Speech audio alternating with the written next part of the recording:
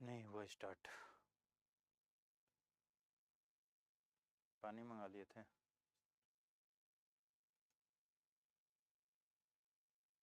हाँ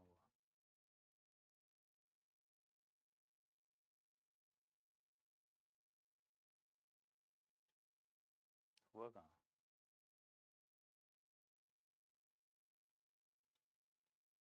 एक बार फिर से करना।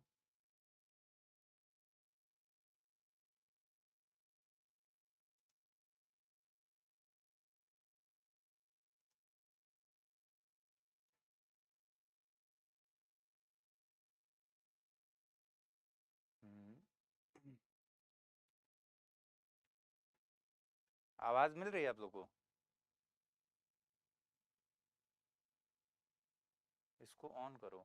शायद यहाँ से हैंग किया हुआ है ना, बीच वाला मिड ये स्टॉप किया हुआ है शायद। थोड़ा सा और नीचे करो। ये हाँ,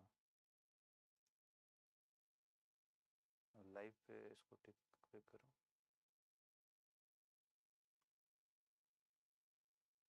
रिफ्रेश करो, फिर करो क्लिक। ठीक, अब आने लगा होगा। आवाज आ रही है। थोड़ा सा पानी दे देना। All clear. वॉइस मुझे नहीं आ रही है विवेक। वॉइस नहीं आ रही है पूजा यादव। बहुत कम है सर। देखो भाई, वॉल्यूम कम है।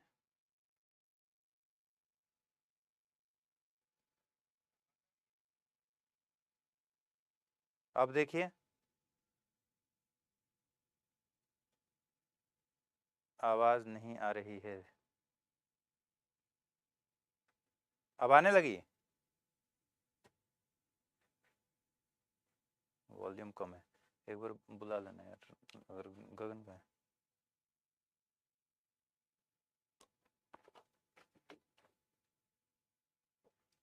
रुकिए, 1 मिनट ठीक करवाता हूँ मैं। थोड़ा सा बुलाना कॉल करके।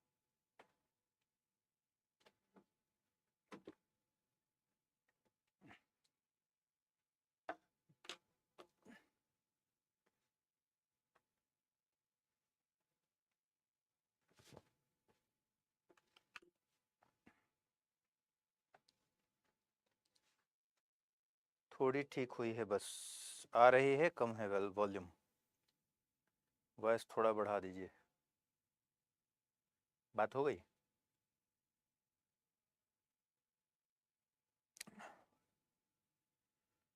कोई इशू नहीं है सर। कुछ लोग को आ रही है, कुछ लोग को नहीं आ रही है। एक बार देखना, बहुत सारे लोग बोल रहे हैं कि आवाज़ कम आ रही। उसमें कैमरे में देखना।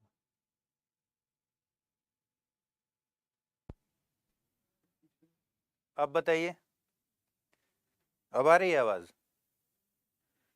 सबको गुड इवनिंग। जनार्दन जी साहब, आपकी आवाज़ में जादू है। शुक्रिया। एक बिंदी एक्स्ट्रा लगा दिया आपने, जादू है हो गया है। अब ठीक है मेरे ख्याल से आवाज़ ना। हाँ अब ठीक है।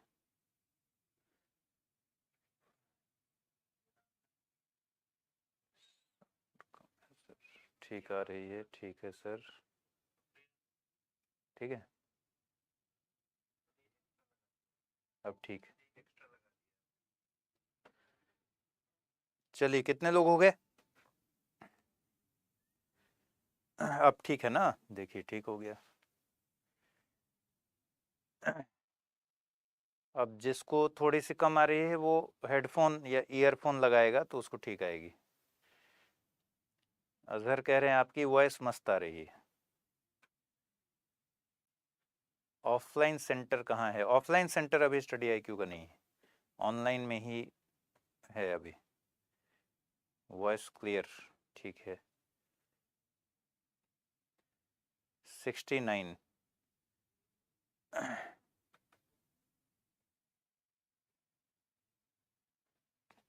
राहुल कह रहे हैं काम चला लेंगे सर, इससे अच्छी बात क्या हो सकती है। चलिए, आजकल आप लोग को 100 होने में टाइम लग जा रहा है थोड़ा। बीच में मैं कुछ दिन के लिए मॉक इंटरव्यू में चला गया था, तो आप लोग की आदत छूट गई है शायद। तो आज अब कोरम को थोड़ा और पहले कर लेते हैं, 75 कर लेते हैं। 75 तो हो ही गया है, तो शुरू कर लेते हैं। आइए आगे बढ़ जाते हैं। अभी तक हमने क्या क्या चीज़ें कर ली हैं। स्वतंत्रता के अधिकार में हम हैं, आज से शुरू करेंगे। और अभी तक हम समता का अधिकार कर चुके हैं, यानी आर्टिकल 14 से लेकर 18 तक हमने सफलतापूर्वक पार कर लिया है।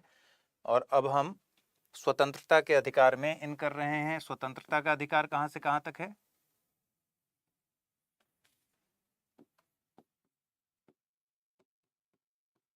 उन्नीस से लेकर 22 तक। ये बात समझ रहे हैं ना आप कि समता का अधिकार 14 से 18 तक था, उसमें अलग अलग आर्टिकल्स हमने पढ़े। अब 19 से लेकर 22 तक हम पढ़ेंगे स्वतंत्रता का अधिकार। और इन अधिकारों में सबसे पहले आर्टिकल 19 को आज डील करेंगे, ठीक है।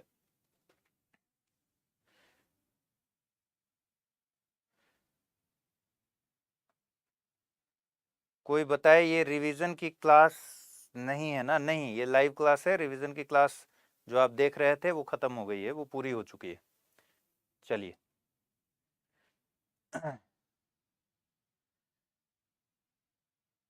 तो शुरू में जो मैं बताता हूँ, अमृत उपाध्याय 007 मेरा इंस्टा का आईडी है और अमृत उपाध्याय 007 मेरा टेलीग्राम आईडी है। इन दोनों पर मुलाकात हो जाती है। मुलाकात इन द सेंस, इस पर पीडीएफ मिल जाता है और इस पर बातचीत हो जाती है इंस्टा पर, ठीक। ट्विटर पर भी अमृत उपाध्याय 007 है। आज भी लग रहा है कोरम पूरा हो जाएगा, 99 हो गया है। किशन सोनकर, एक बार सब लोग लाइक कर दीजिए भाइयों और बहनों। बहुत सही।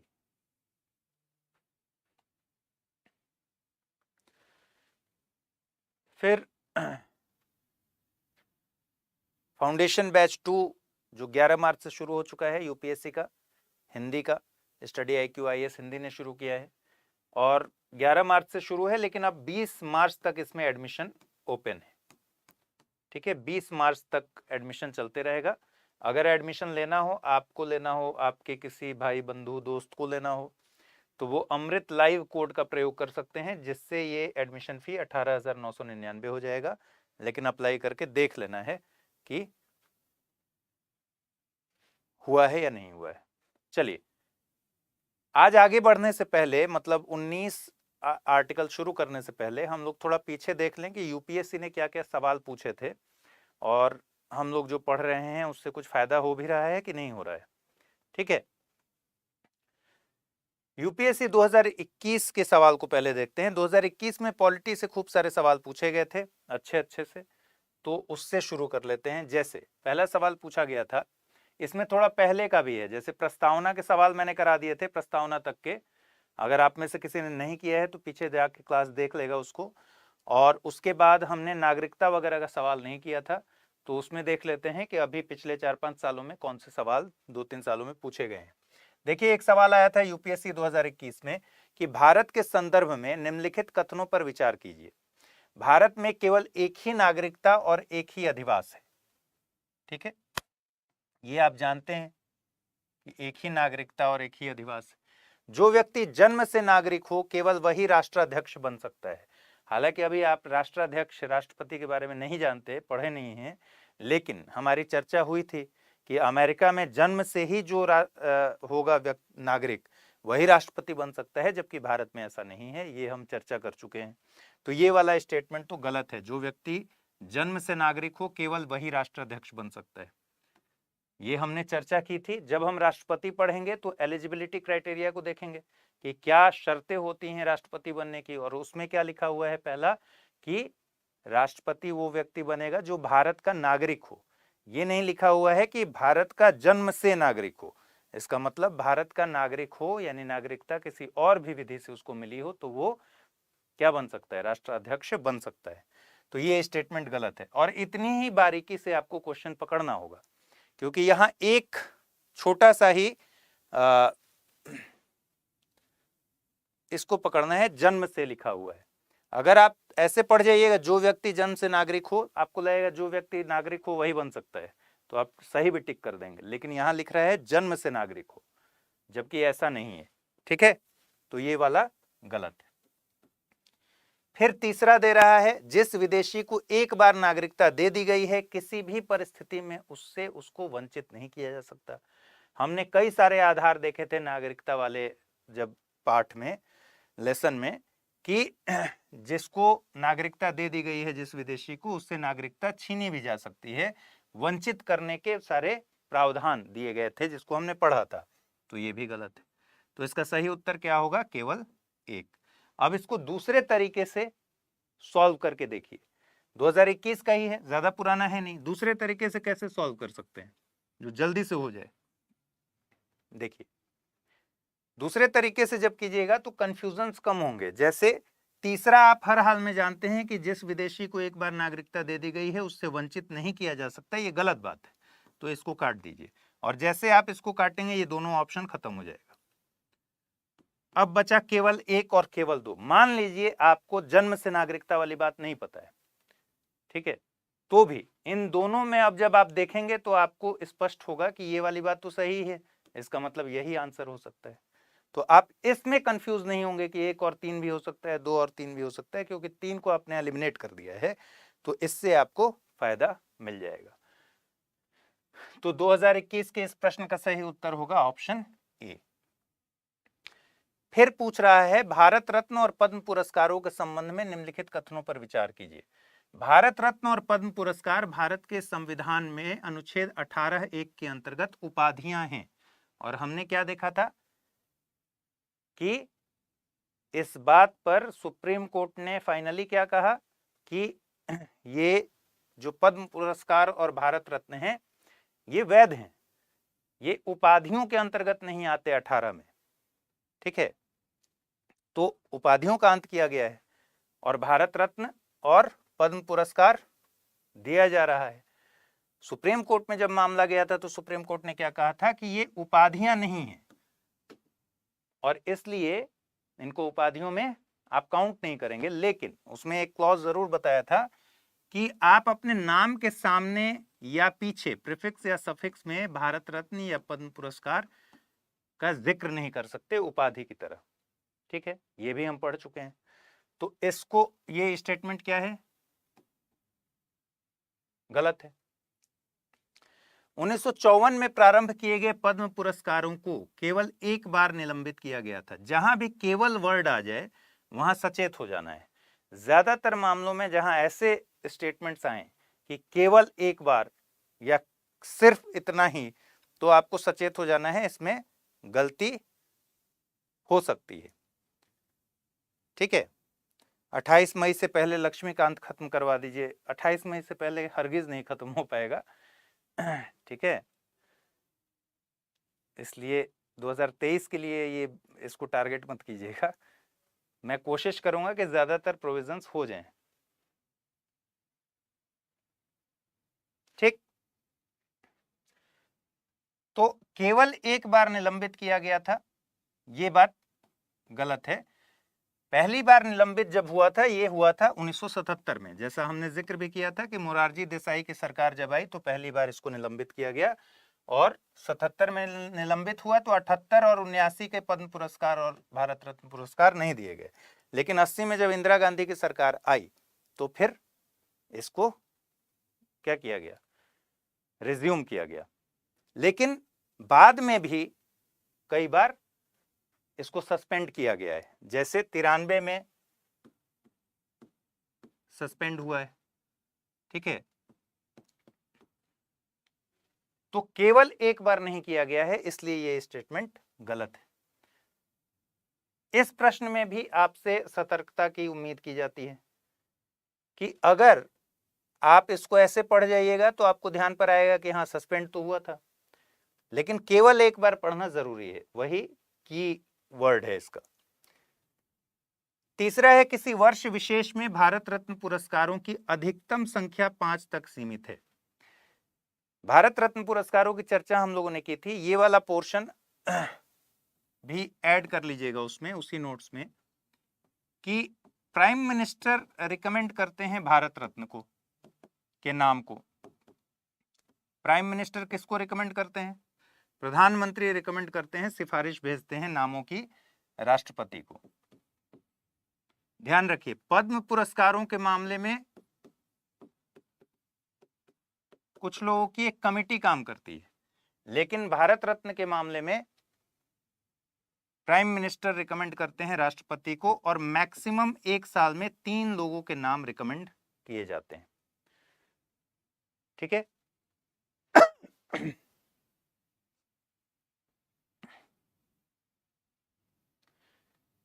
क्यों नहीं दिया जा रहा है भारत रत्न? इस प्रश्न का जवाब हम लोग नहीं दे सकते हैं, ये तो सरकार के स्तर पर ही दिया जा सकता है ना इस प्रश्न का जवाब, कि अभी क्यों नहीं दिया जा रहा है। ठीक है, तो भारत, और ये मामला अभी भी कोर्ट में है, ये ध्यान रखिए, कभी भी उस पर निर्णय आ भी सकता है। तो 3 मैक्सिमम लोगों के नाम रिकमेंड होते हैं, तो ये स्टेटमेंट भी गलत है और ये स्टेटमेंट भी गलत है। कहने का मतलब कि तीनों स्टेटमेंट गलत है। प्रश्न पढ़ने में एक और आपको सावधानी क्या बरतनी है, उपर्युक्त कथनों में से कौन से सही नहीं है, ये नहीं जरूर याद रखना है। ठीक है, देखना है, तो तीनों ही सही नहीं। इसका सही उत्तर क्या होगा? 1, 2 और 3। ठीक। फिर 2021 में ही एक सवाल आया कि कानून को लागू करने में के मामले में कोई विधान जो किसी कार्यपालक अथवा प्रशासनिक अधिकारी को, यानी एग्जीक्यूटिव या फिर एडमिनिस्ट्रेटिव प्राधिकारी को, अथॉरिटी को अनिर्देशित और अनियंत्रित विवेकाधिकार दे दे, तो संविधान के निम्नलिखित अनुच्छेदों में से किसका उल्लंघन करता है? बहुत स्पष्ट है कि समता के अधिकार का उल्लंघन हो जाएगा। ठीक है, अनुच्छेद 14। तो इसका सही जवाब होगा ऑप्शन ए। आप ऐसे भी देख सकते हैं कि उसमें कहीं कंफ्यूजन आपको होगा ही नहीं।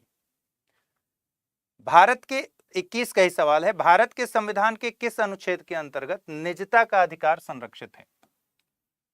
यहां थोड़ा सा कंफ्यूजन हो सकता है आपको, हालांकि अभी हमने पढ़ा नहीं है अनुच्छेद 21। इस प्रश्न का सही जवाब है अनुच्छेद 21, लेकिन अभी हम जब अनुच्छेद 19 पढ़ेंगे तो उसमें भी पढ़ेंगे कि निजता का अधिकार, जैसे फोन टैपिंग वाला जब मुद्दा आया, तो अभी हम समझेंगे उसको कि फोन टैपिंग वाले इश्यू पर सुप्रीम कोर्ट ने जो प्राइवेसी की बात की, वो स्वतंत्र फ्रीडम के भी, स्पीच और एक्सप्रेशन के फ्रीडम, यानी वाक और अभिव्यक्ति की स्वतंत्रता में भी शामिल है, और यहां दोनों ऑप्शन दिया हुआ है, लेकिन बेस्ट डिराइव्ड है अनुच्छेद 21 में। ठीक है, निजता लाइफ एंड लिबर्टी में ही बेस्ट डिराइव्ड हो सकता है, इसलिए अनुच्छेद 21 में इसको रखेंगे। ठीक है, तो क्या हुआ? 79 का ऑप्शन सी हो जाएगा। फिर एक क्वेश्चन था कि भारतीय राज्य व्यवस्था में, यह भी 2021 का सवाल है, कौन सी अनिवार्य विशेषता है जो यह दर्शाती है कि उसका स्वरूप संघीय है? जब हमने संघ पढ़ा था, संघीय ढांचा पढ़ा था, संघीय स्वरूप पढ़ा था, तो हम लोगों ने क्या देखा था? संघीय स्वरूप में हमने देखा था कि निश्चित तौर पर न्यायपालिका स्वतंत्र होगी। क्यों होगी? उसकी वजह क्या देखा था हमने कि भाई जहां केंद्र ही सब कुछ है, केंद्र ही एकमात्र सेंटर है, वहां और स्टेट्स की कोई का अस्तित्व नहीं है, वहां न्यायपालिका की वैसी जरूरत ही नहीं पड़ती, डिस्प्यूट्स ही नहीं होते। ठीक है, लेकिन संघीय ढांचे में क्या होता है? केंद्र और राज्य दोनों का बराबर अस्तित्व है। राज्यों के अस्तित्व की वजह से राज्य वर्सेस राज्य डिस्प्यूट होगा, राज्य वर्सेस केंद्र डिस्प्यूट होगा, और विवाद के निपटान का काम कौन करेगा? विवाद के निपटान का काम करेगी न्यायपालिका। दूसरी बात, दूसरी बात यह है कि जहां भी संघीय ढांचा आप देखेंगे उसकी विशेषता में हमने लिखित संविधान भी देखा था कि लिखित संविधान भी संघीय ढांचे में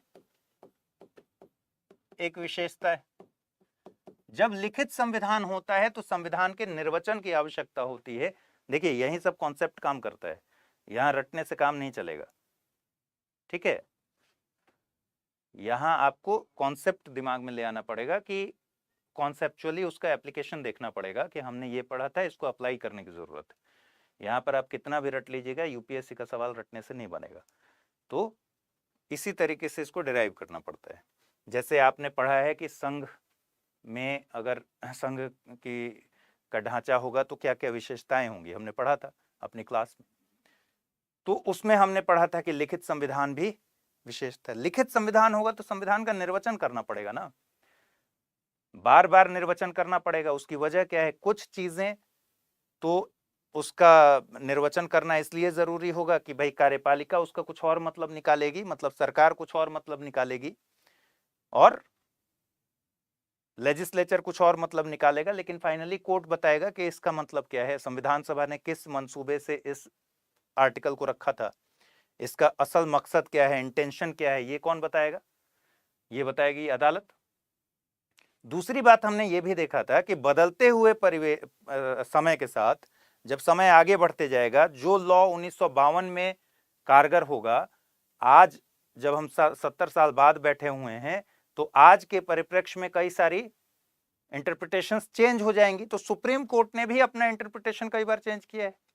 जो निर्वचन 70 के दशक में उसने किया है वो आज उतना वैलिड नहीं रह गया या उतना प्रासंगिक नहीं रह गया, वैलिड गलत शब्द है, रेलेवेंट नहीं रह गया, प्रासंगिक नहीं रह गया। तो आज के हिसाब से, आज की परिस्थिति के हिसाब से वो फिर से उसका निर्वचन करेगी और उसमें फैसले को फिर से उसको रिवाइज करेगी, ठीक है। तो इस वजह से संघीय ढांचे का इस सारे ऑप्शन में जब देखेंगे तो पहला ही ऑप्शन कह रहा है कि न्यायपालिका की स्वतंत्रता सुरक्षित है। स्वतंत्र न्यायपालिका एक विशेषता है संघीय ढांचे की, ठीक है। स्वरूप जब संघीय होगा तो स्वतंत्र न्यायपालिका उसका एक विशिष्ट लक्षण है। तो ऑप्शन ए ही इसका भी सही उत्तर है।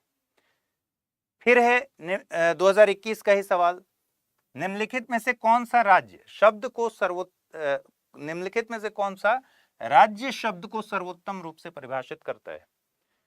अब ये आप बताइए, मैं पढ़ता हूं, अगर आप लोगों ने क्लास की होगी तो आप जरूर बता देंगे। व्यक्तियों का एक समुदाय जो बिना किसी बाह्य नियंत्रण के एक निश्चित भूभाग में स्थायी रूप से निवास करता है और जिसकी एक संगठित सरकार है, ठीक है। एक निश्चित भूभाग के राजनीतिक रूप से संगठित लोग जो स्वयं पर शासन करने, कानून एवं व्यवस्था को बनाए रखने, अपने नैसर्गिक अधिकारों की रक्षा करने तथा अपनी जीविका के साधनों को सुरक्षित करने का अधिकार रखते हैं। तीसरा ऑप्शन है बहुत से व्यक्ति जो कि एक निश्चित भूभाग में बहुत लंबे समय से अपनी संस्कृति, परंपरा और शासन व्यवस्था के साथ रहते आए हैं। और चौथा है एक निश्चित भूभाग में स्थायी रूप से रह रहा समाज जिसकी एक केंद्रीय प्राधिकारी तथा केंद्रीय प्राधिकारी के प्रति उत्तरदायी कार्यपालिका और एक स्वतंत्र न्यायपालिका है। बताइए, थोड़ा सा जूम कर लीजिए अगर दिखाई नहीं पड़ रहा है तो।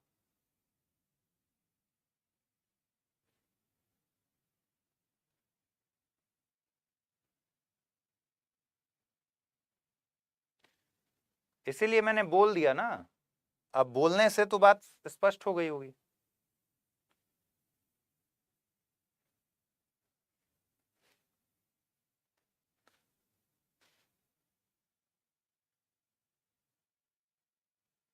ए, ज्यादातर लोगों का जवाब है ए, इंडियन एजुकेशन क्लासेस डी।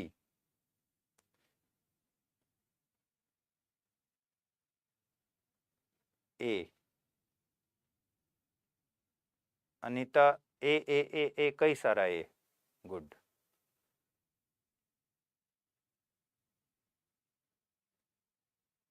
कैसे भी नहीं दिखाई दे रहा है, अच्छा।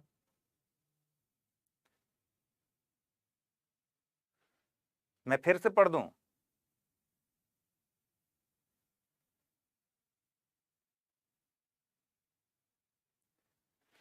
ए आंसर होगा। और ज्यादातर लोगों ने ए आंसर दिया है, ए ही करेक्ट आंसर है। कैसे ए करेक्ट आंसर है? जब हमने पढ़ा था, मुझे उम्मीद है कि जो लोग जवाब दे रहे हैं उन्होंने जरूर क्लासेस देखी होंगी, और क्लासेस में हमने देखा था कि राज्य की परिभाषा जब हम पढ़ रहे थे, भाग 3 वाला नहीं, ऐसे राज्य की संकल्पना में जब हम पढ़ रहे थे तो हमने पढ़ा था कि 4 चीजें होनी चाहिए। 4 चीजें क्या क्या है? निश्चित भूभाग, ठीक है। दूसरी बात हमने पढ़ा था, एक जनसंख्या होनी चाहिए, आबादी होनी चाहिए। तीसरा घटक क्या पढ़ा था? सरकार होनी चाहिए जो उस जनसंख्या पर शासन करे। और चौथा घटक हमने पढ़ा था कि संप्रभुता होनी चाहिए, संप्रभु होना चाहिए, यानी कोई बाह्य नियंत्रण नहीं होना चाहिए। यही 4 तत्व थे जिससे मिलकर राज्य की संकल्पना आती है, ठीक है। तो आपको ध्यान आ रहा होगा, जो लोग क्लास शुरू से पढ़े हुए हैं उनको एकदम ध्यान पर होगा कि राज्य में हमने क्या पढ़ा था कि राज्य की संकल्पना में 4 घटक होते हैं। और 4 घटक कौन कौन से हैं? कि राज्य का मतलब क्या हुआ भाई? एक निश्चित भूभाग पहले हो, ठीक है, उसमें रहने वाले लोग हो, मतलब एक जनसंख्या हो, आबादी हो, फिर एक सरकार हो जो उस जनसंख्या पर शासन कर रही हो, और फिर वो सरकार संप्रभु हो। तो संप्रभु हो इसका मतलब कोई बाह्य नियंत्रण ना हो। यही 4 घटक थे ना राज्य के। तो इस हिसाब से अब आप स्टेटमेंट को जब देखेंगे तो आपको समझ में आएगा कि सीधे सीधे यही स्टेटमेंट लिखा हुआ है। राज्य शब्द को सर्वोत्तम रूप से परिभाषित करता है व्यक्तियों का एक समुदाय, जनसंख्या, जो बिना किसी बाह्य नियंत्रण के संप्रभु निश्चित भूभाग में, निश्चित भूभाग स्थायी रूप से निवास करता है और जिसकी एक संगठित सरकार है, सरकार। चारों घटक हो गए। तो सर्वोत्तम परिभाषित कौन करेगा? ए, 87 का ए जो है वो सर्वोत्तम रूप से परिभाषित करता है राज्य को, ठीक है। जो लोग पहले से क्लास नहीं ले रहे हैं वो बहुत चिंतित ना हो जाएं कि हमसे तो बना ही नहीं। ये क्लास में हमने डिस्कस किया था कि राज्य के कौन कौन से घटक हैं, और ये बहुत आसान सा सवाल पूछा गया था, सीधे सीधे पूछा गया था। चलिए, निम्न 2020 का एक सवाल ले लीजिए। निम्नलिखित मूल अधिकारों के किस संवर्ग में अस्पृश्यता के रूप में किए गए विभेदन के विरुद्ध संरक्षण समाविष्ट है?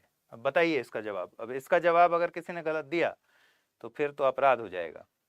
चलिए, शोषण के विरुद्ध अधिकार, स्वतंत्रता का अधिकार, संवैधानिक उपचार का अधिकार, समता का अधिकार।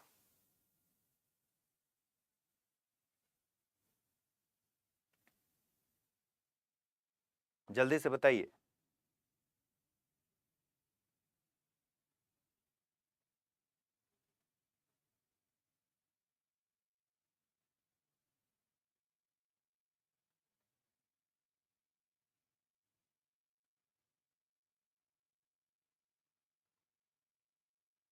गुड। तो सबका आंसर बिल्कुल ठीक है, 14 से 18 में। क्यों? क्योंकि अस्पृश्यता का उन्मूलन किसमें किया गया है? आर्टिकल 17 में।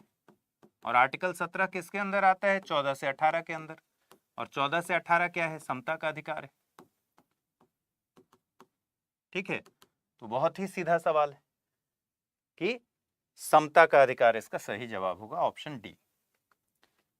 अगला है 2019 में पूछा गया था कि भारत के संविधान का कौन सा अनुच्छेद अपनी पसंद के व्यक्ति से विवाह करने के किसी व्यक्ति के अधिकार को संरक्षण देता है? यह भी बहुत स्पष्ट और बहुत आसान सा सवाल है। इस सवाल का सीधा उत्तर क्या होना चाहिए? मैं बिना आंसर बताए आपको पूछ रहा हूं, ए बी सी डी में क्या होना चाहिए? अनुच्छेद 19, 21, 25 या फिर 29?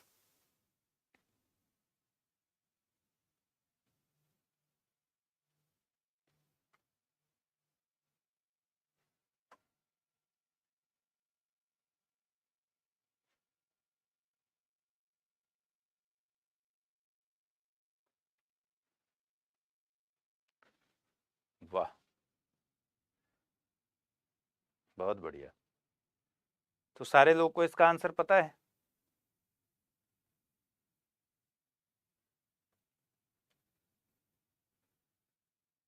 इक्कीस एकदम सही है, सारे लोग का आंसर सही है।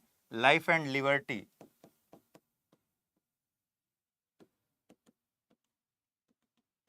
के अंदर आएगा कि भाई आप अपनी पसंद के किसी व्यक्ति से अगर शादी करना चाहते हैं तो वो अधिकार कहाँ है? लाइफ एंड लिबर्टी में है, अनुच्छेद 21 के हिसाब से आपका अधिकार है। ठीक है, अब आ जाइए आर्टिकल 19 पर। इतना ही था, अभी तक के आपके सारे प्रीवियस ईयर क्वेश्चंस हो गए हैं। ठीक है, तो अब आप लोग निश्चिंत हो सकते हैं कि प्रीवियस ईयर क्वेश्चंस का मामला निपट चुका है। अब आइए आगे बढ़े। देखिए 19 आर्टिकल अगर देखेंगे, 19 से 22 हम जानते हैं स्वतंत्रता का अधिकार है, और आर्टिकल 19 क्या कहता है? वाक स्वतंत्र आदि विषयक कुछ अधिकारों का संरक्षण। ठीक है, मतलब स्पीच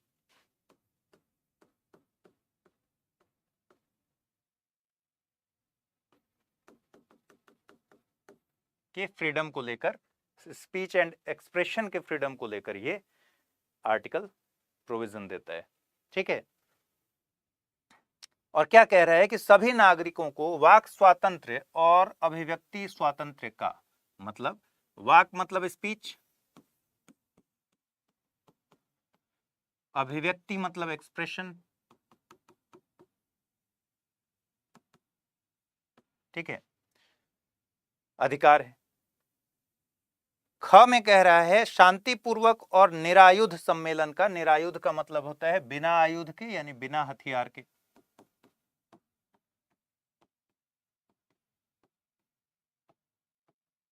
सम्मेलन का अधिकार है। ठीक है, कैसा होना चाहिए यह सम्मेलन? शांतिपूर्वक होना चाहिए और बिना हथियार के होना चाहिए। संगम या संघ, ये ओरिजिनल कॉन्स्टिट्यूशन में था, संगम या फिर संघ। 97th अमेंडमेंट से सहकारी सोसाइटी भी इसमें जोड़ दिया गया।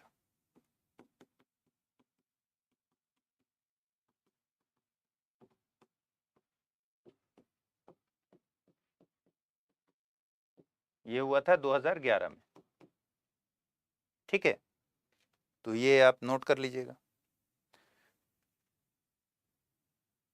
तो वाक स्वातंत्र और अभिव्यक्ति स्वातंत्र मतलब हो गया स्पीच एंड एक्सप्रेशन का, वाक एवं अभिव्यक्ति की स्वतंत्रता, शांतिपूर्वक और बिना हथियार के सम्मेलन का अधिकार, संगम या संघ बनाने का, और 97वें संशोधन से जोड़ दिया गया सहकारी सोसाइटी। तो तीन चीजें हैं, संगम, संघ या फिर सहकारी सोसाइटी बनाने का। चौथा है भारत के राज्य क्षेत्र में कहीं भी सर्वत्र, यानी हर जगह अबाध संचरण, बिना किसी बाधा के मूव करने का, संचरण करने का।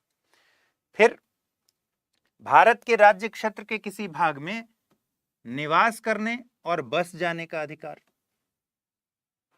ठीक है, च यहां पर गायब है, इसको रिमूव कर दिया गया था 44वें संविधान संशोधन के जरिए। 44वां कब हुआ था? 1978 में। संपत्ति के बारे में ये था। ठीक है, संपत्ति अर्जित करने, उसको डिस्पोज करने के बारे में था, इसको 44वें संविधान संशोधन के जरिए हटा दिया गया है। और 19(1)(6) कोई वृत्ति, उपजीविका, व्यापार या कारोबार करने का अधिकार होगा, यही 19 है। ठीक है, 19(1). पहली बात कि ये सिर्फ अधिकार जो दिया गया है नागरिकों को दिया गया है।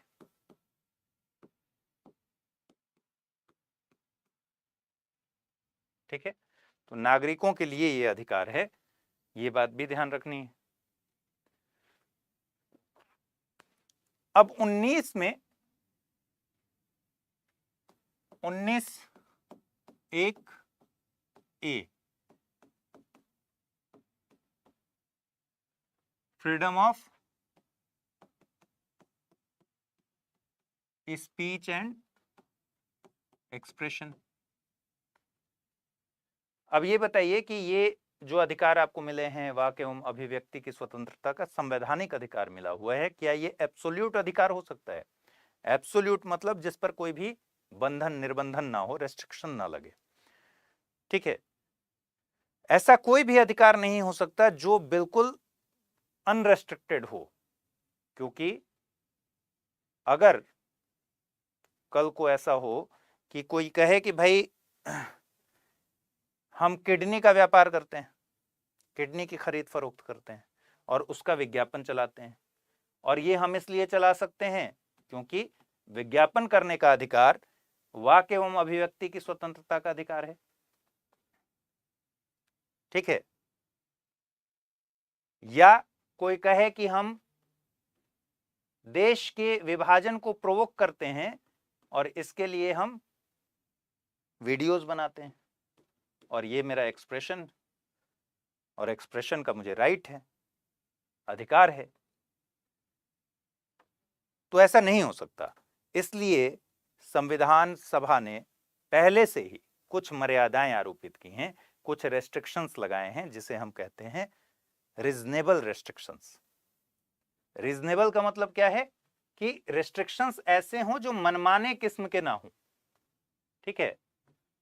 जैसे ये मनमानी किस्म की बात है कि कोई ये कह सकता है कि भाई हम तो किडनी के व्यापार को ही करेंगे, मेरा पुश्तैनी काम है, या कोई कहे कि भाई हम ट्रैफिकिंग करते हैं, ह्यूमन ट्रैफिकिंग मेरा बिजनेस है, ठीक है। और ह्यूमन ट्रैफिकिंग के बिजनेस को इतना बढ़ गया है कि अब मुझे 50 लोगों की जरूरत है, 50 लोगों का एडवर्टीजमेंट दिया गया है इसी काम के लिए पेपर में। तो जैसे ये बहुत ही मनमाना तर्क, माने अतार्किक तो है, अपराध है और मनमाने किस्म की बात हो गई, वैसे ही राज्य भी कोई मनमाना निर्बंधन आरोपित नहीं कर सकता, रेस्ट्रिक्शन नहीं लगा सकता किसी पर, ठीक। तो इसलिए संविधान सभा ने पहले से ही मर्यादाएं आरोपित की हैं और वो रेस्ट्रिक्शंस हमें देखते हैं 19(2) से लेकर 19(6) में।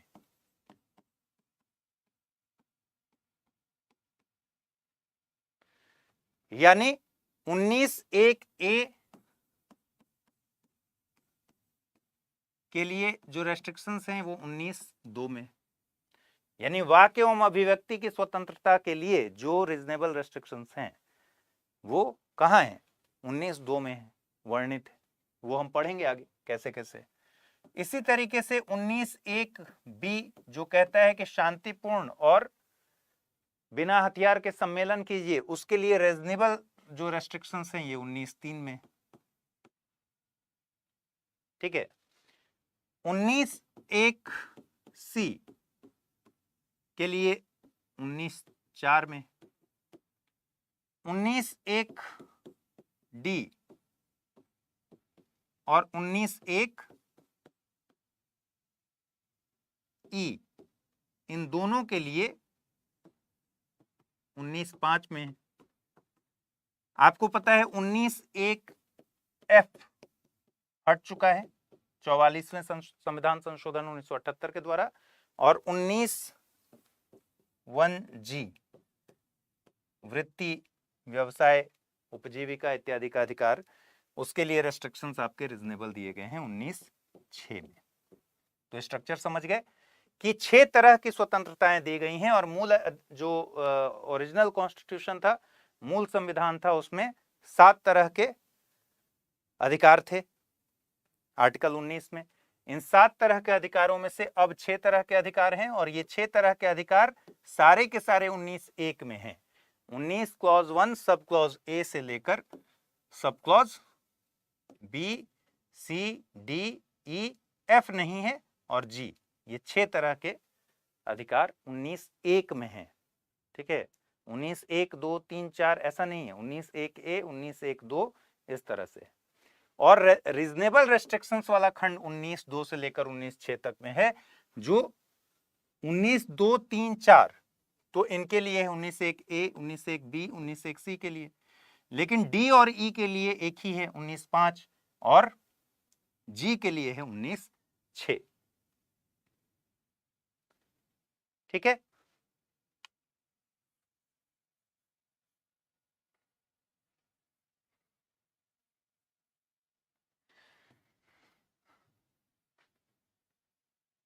अब देखिए सबसे पहला है 19(1)(a).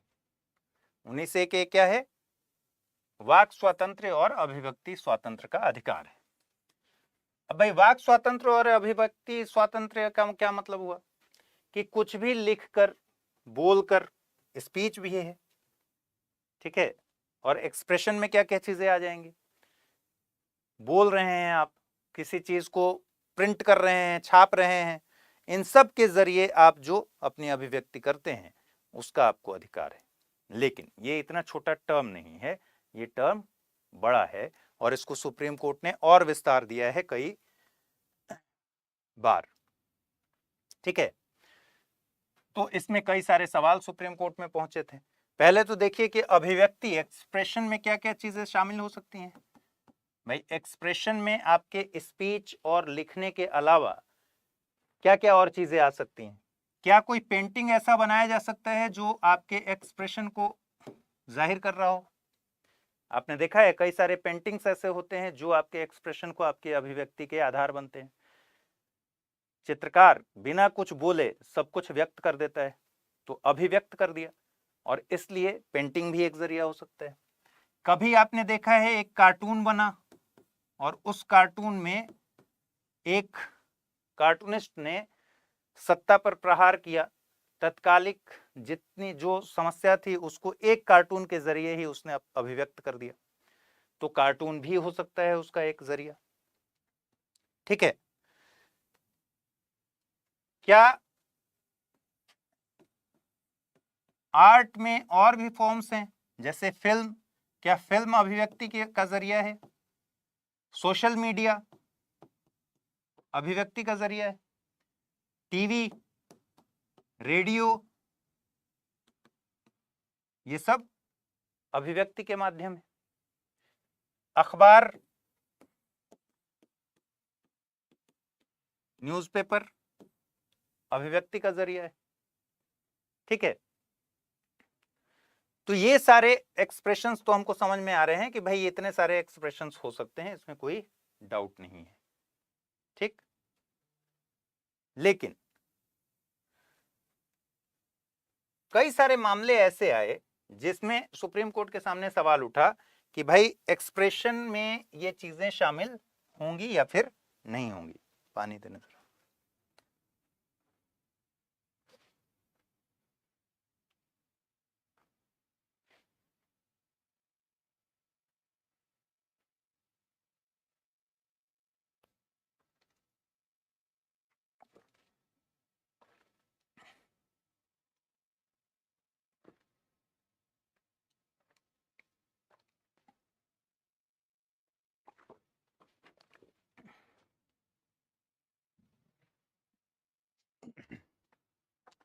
जैसे उत्तम ने लिखा है कीप क्वाइट, क्या ये अभिव्यक्ति के अधिकार में शामिल है कि नहीं? जल्दी से बताइए। चुप रहना या मौन रहना अभिव्यक्ति के अधिकार में शामिल होगा कि नहीं?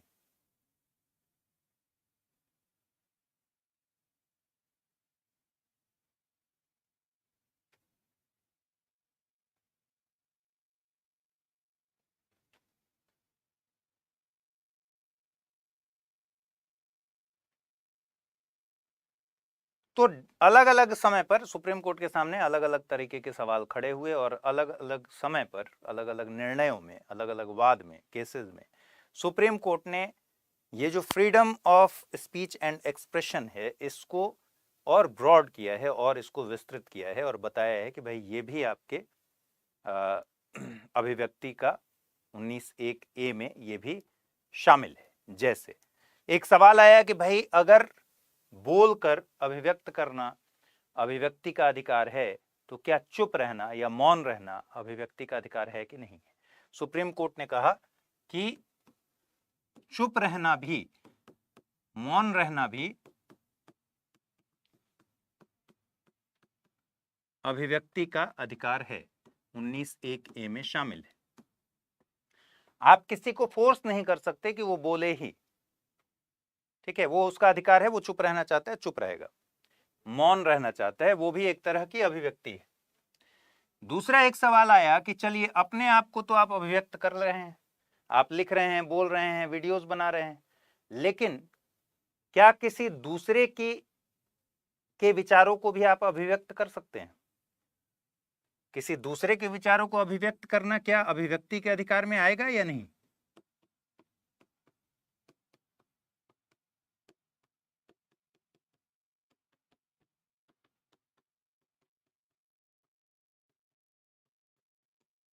कर सकते हैं या नहीं कर सकते? तो सुप्रीम कोर्ट ने कहा कि कर सकते हैं, किसी दूसरे के विचारों को भी अभिव्यक्त कर सकते हैं। मान लीजिए कि किसी, सीधे समझिए कि प्रधानमंत्री ने भाषण दिया, ठीक है, या किसी ने कोई ऐसा यूनिवर्सिटी में कोई सेमिनार हुआ, उसमें अपनी बातें रखी, बहुत अच्छी बातें रखी, 100 लोगों ने सुना, फिर प्रेस वाले आए, उनके विचारों को उन्होंने एक आर्टिकल के जरिए कंपाइल किया और फिर उसको पब्लिश किया। ये क्या है? ये किसी दूसरे के विचारों को अभिव्यक्त करना ही हुआ, और यहीं से प्रेस का कॉन्सेप्ट दिखता है, ठीक है। प्रेस क्या काम करता है? किसी दूसरे के ही विचारों को अभिव्यक्त करता है जनरली, ठीक है। तो सवाल आया कि भाई किसी दूसरे के विचारों को अभिव्यक्त करने का अधिकार है कि नहीं है? तो प्रेस का अधिकार यहीं से आ गया। इसका मतलब प्रसारण करने का अधिकार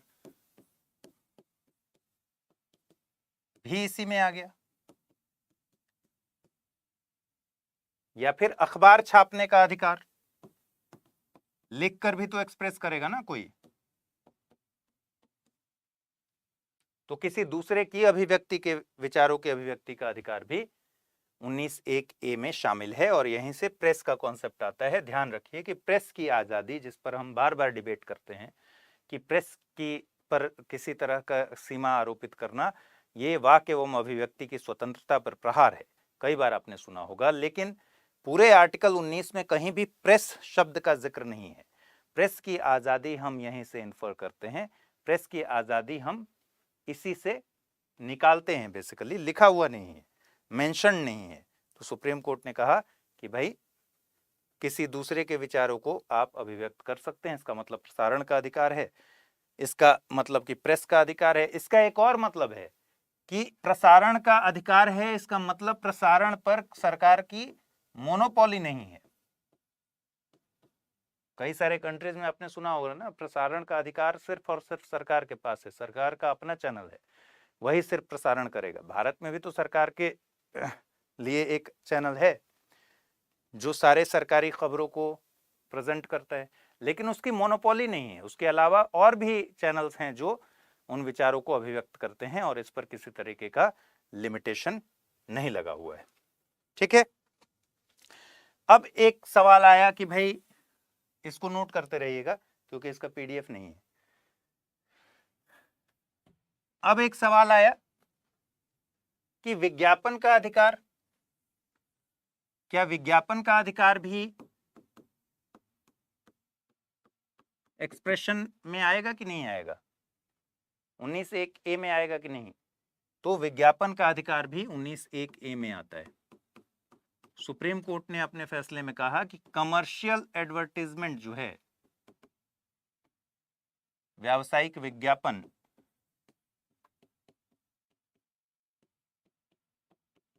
ये भी 19(1)(a) के तहत संरक्षित है। मतलब आप व्यावसायिक विज्ञापन को भी अभिव्यक्ति में मानिए, लेकिन हमेशा ध्यान रखिए जब इस तरह के मामले आप पढ़ते हैं, तो अब विज्ञापन के अधिकार का मतलब ये नहीं है कि रैंडमली आप कुछ भी विज्ञापन कर दें, ठीक है। जैसे कई बार आपने सुना होगा ना कि विज्ञापनों पर खूब हो हल्ला मचा है, तो रेस्ट्रिक्शंस हमेशा काम करते हैं। रेस्ट्रिक्शंस कहां से काम करते हैं?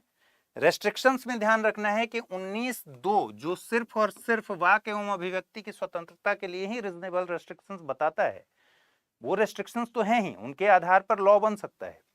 बस ध्यान ये रखना है कि सुप्रीम कोर्ट ने ये भी कहा है कि जो भी आप कानून बनाएंगे, ठीक है, उसका आधार ग्राउंड जो होगा वो सिर्फ और सिर्फ 19(2) में दिए गए ग्राउंड ही होगा। मतलब संविधान में वर्णित जो ग्राउंड्स हैं, जैसे पब्लिक ऑर्डर हो गया, अभी हम 19(2) पढ़ेंगे तो सारे उसको देखेंगे, कंटेम्प्ट ऑफ कोर्ट हो गया, डिफेमेशन हो गया, इस तरह के ग्राउंड्स दिए गए हैं। इन ग्राउंड्स पर आप रेस्ट्रिक्शंस कर सकते हैं। इन ग्राउंड्स के अलावा आप अभिव्यक्ति की स्वतंत्रता पर कोई रेस्ट्रिक्शंस नहीं ले आ सकते। ठीक है, तो इस पॉइंट को भी आपको, टेक्निकल पॉइंट को ध्यान पे रखना है कि ग्राउंड कहां दिया गया है, 19(2) में दिया गया है, और 19(2) में जो आधार बताए गए हैं उसी आधार पर कोई भी कार्रवाई की जा सकती है, उसी आधार पर कोई कानून बनाया जा सकता है। उन ग्राउंड्स के अलावा सुप्रीम कोर्ट ने स्पष्ट किया है कि और कोई आधार नहीं होगा। ठीक है, जो संविधान में वर्णित ग्राउंड है। तो व्यावसायिक विज्ञापन जो रीजनेबल रेस्ट्रिक्शंस, इसमें से कोई भी बात जो रीजनेबल रेस्ट्रिक्शंस के दायरे में नहीं आ रहा है, तभी वो अभिव्यक्ति की स्वतंत्रता में काउंट होगा। ये बात आप समझ रहे होंगे। तो व्यावसायिक विज्ञापन भी इसका एक पार्ट हो गया। ठीक है, इसी तरीके से प्रसारण करने का जब अधिकार की बात कर रहे हैं, आप प्रेस की आजादी की बात कर रहे हैं अगर, तो क्या सही इंफॉर्मेशन, सही सूचना को ही तो प्रसारित करेंगे। ऐसा तो है नहीं कि कुछ भी गलत सलत छाप देंगे। और सही सूचना कैसे पता चलेगा? सरकार के भीतर क्या हो रहा है, सरकार किस दिशा में काम कर रही है, सरकार ने इस बीच क्या गतिविधियां अपनाई हैं, ये कैसे पता चलेगा? ये तो तब पता चलेगा जब उसको जानने का भी अधिकार दीजिए। ऐसे कैसे होगा कि भाई हम प्रसारण करेंगे लेकिन आप बताएंगे नहीं, तो सही बात कैसे प्रसारित करेंगे? गलत चीजों को प्रसारित करने पर फिर वो रेस्ट्रिक्शंस के मामले में आ जाएगा। सही तथ्य अगर प्रसारित करेंगे तो फिर रेस्ट्रिक्शन से बाहर है। लेकिन प्रसारित करने के पीछे लिमिटेशन पहला क्या होता है? आप अगर कंटेंट जानेंगे नहीं, आप अगर आर्टिकल 19 जानेंगे नहीं, तो 19 के बारे में कोई सवाल आएगा तो लिखेंगे कैसे? तो आपको अगर मैं कह दूं कि भाई आर्टिकल 19 के बारे में एक निबंध लिखिए, और फिर आपने अगर कहा कि आर्टिकल 19 बताइए, तो मैं कहूँगा बताऊंगा नहीं, आपको लिखना है। तो क्या लिखेंगे आर्टिकल 19 में? ठीक है, हो सकता है आर्टिकल 19 में आप कहें कि भाई नागरिकता के बारे में 19 में प्रावधान है। कहने का मतलब यह है कि जब भी प्रेस की बात होगी तो जानने के अधिकार की भी बात होगी। तो राइट टू इंफॉर्मेशन एक्ट 2005, आपको पता है, सूचना का अधिकार 2005, जिसमें बहुत सारे प्रोविजन किए गए। ठीक है, जैसे सूचना का अधिकार के तहत, अगर अभी इसको हम नेक्स्ट क्लास में देखेंगे, लेकिन अभी के लिए इतना समझिए कि मान लीजिए कि अगर लाइफ एंड लिबर्टी का मामला है, कोई सूचना इसलिए मांगा गया है कि लाइफ एंड लिबर्टी के मामला में आता है, तुरंत जवाब देना जरूरी है, तो 48 घंटे के भीतर जवाब देना बाध्यता है। और अदरवाइज भी 30 दिनों के भीतर जो सूचना के लिए अधिकारी बना हुआ है सूचना देने के लिए, वो हर हाल में 30 दिन के भीतर आपको जवाब देगा। इसी तरीके से अगर गलत तथ्य, गलत जवाब दे दिया गया, गलत सूचना दी गई, तो उस पर जुर्माने का प्रावधान है उस अधिकारी पर। ठीक है,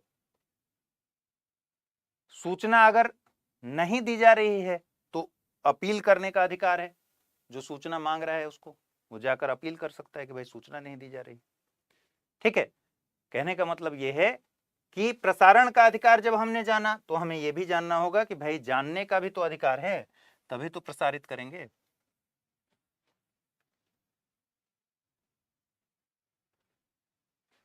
तो राइट टू इंफॉर्मेशन ये भी क्या है, वाक एवं अभिव्यक्ति के अंदर है। सूचना का अधिकार भी 19(1) ए में शामिल है।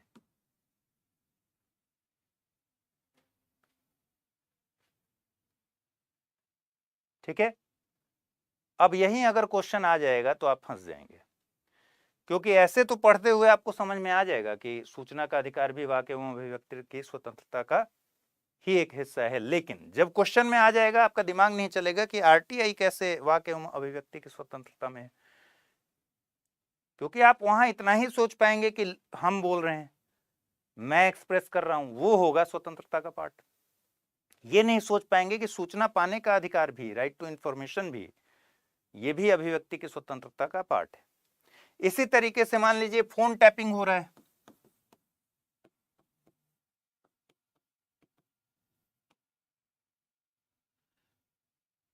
आप समझ रहे हैं ना कि सूचना का अधिकार क्यों है, क्योंकि सूचना अगर नहीं मिलेगी तो आप एक्सप्रेस क्या करेंगे, आपका एक्सप्रेशन का जो राइट है वो वायलेट हो जाएगा, उसका उल्लंघन हो जाएगा। इसलिए आपको सूचना मिलना जरूरी है। सही सूचना मिलने के लिए आपके लिए आरटीआई एक्ट इसीलिए ले आया गया है और इसीलिए ये 19(1) में शामिल है। इसी तरीके से फोन टैपिंग हो रहा है, अब आपको अगर कहें कि फोन टैपिंग हो रहा है तो आपके किस अधिकार का उल्लंघन हो रहा है, तो 21 तो है ही निजता के हनन का, लेकिन क्या एक्सप्रेशन के भी अधिकार का हनन हो रहा है? बिल्कुल हो रहा है। मान लीजिए अगर मैं आपसे कहूं कि भाई आप और आपके दोस्त जो बातचीत कर रहे थे और खूब हंसी मजाक कर रहे थे, अपने किसी दोस्त का मजाक भी उड़ा रहे थे, आपने कहा कि सब तो कर रहे थे, आपको कैसे पता? मैंने कहा कि भाई मैंने वहां एक डिवाइस लगा दिया था, आप लोग जहां बात कर रहे थे मुझे सब कुछ सुनाई पड़ रहा था। अगली बार आप और आपके दोस्त बैठे रहेंगे, बात नहीं करेंगे, एक्सप्रेस नहीं करेंगे। क्यों? क्योंकि आपको डर रहेगा कि कोई तो सुन रहा है। तो जहां भी आपको यह डर हो गया कि भाई कोई ना कोई सुन रहा है मेरी बात, वहां क्या एक्सप्रेशन होगा? आप वहीं निर्बाध रूप से बिना किसी सीमा के बोल पाएंगे, जहां आप एकदम निश्चिंत हो कि भाई मेरी बात कोई नहीं सुन रहा है, तो आपको जो बोलना है आप बोल रहे हैं।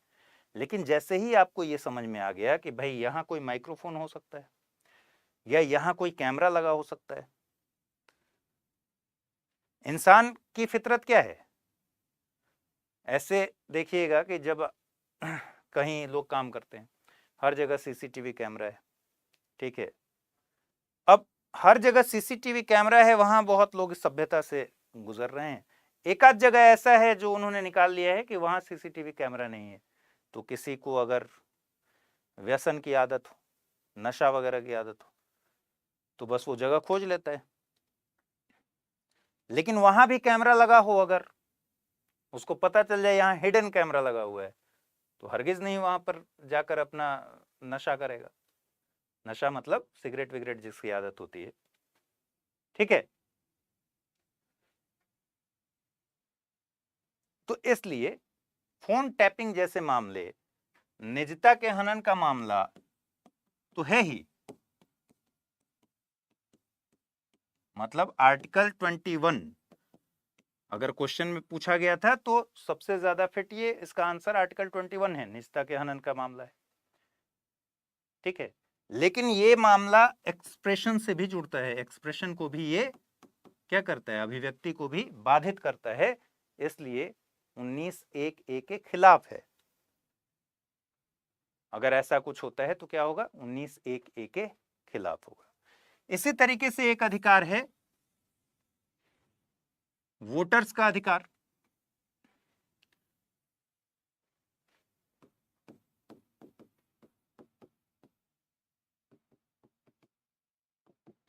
वोट डालने का अधिकार नहीं, जो राइट टू नो अभी देख रहे थे उसमें क्या होगा, ये मतलब अभी हम लोग वोट डालने के अधिकार के बारे में बात नहीं कर रहे हैं, वो तो करेंगे, लेकिन वोटर्स राइट में एक और चीज तो है कि एक लिस्ट है पूरी, इसमें इतने कैंडिडेट्स हैं, एक वोटर को इन कैंडिडेट्स में से किसी एक को चुनना है, लेकिन इन वोटर्स को इनके बारे में कोई जानकारी अगर नहीं है तो वो अपना एक्सप्रेशन कैसे देगा, वोट कैसे डालेगा, वो एक्सप्रेस कैसे करेगा? मतलब समझ रहे हैं ना क्या हो रहा है, संबंध क्या बन रहा है?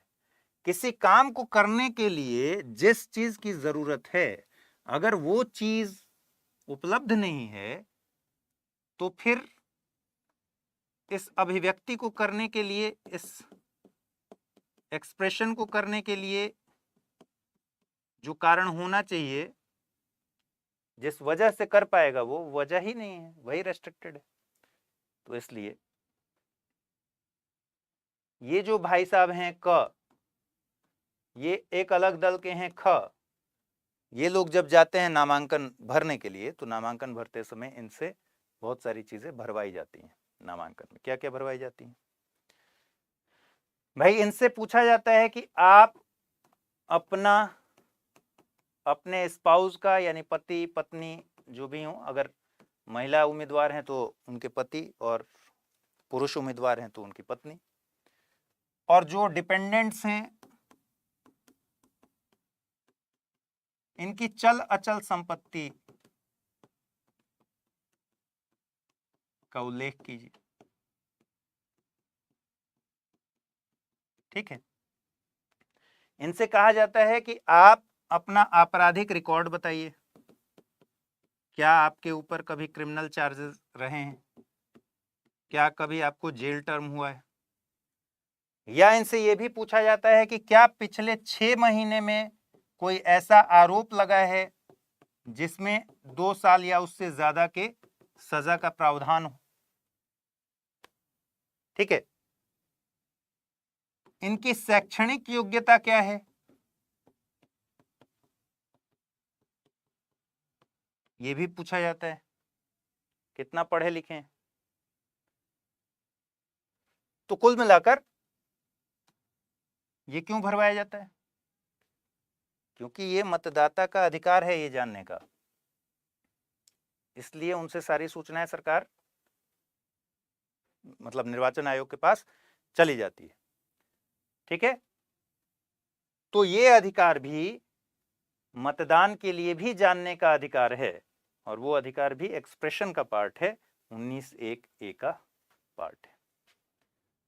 क्या टाइम हो गया? चलिए 9 से ऊपर हो गया है, तो कल इसको कंटिन्यू करेंगे। ठीक है, बात समझ में आ रही है सबको?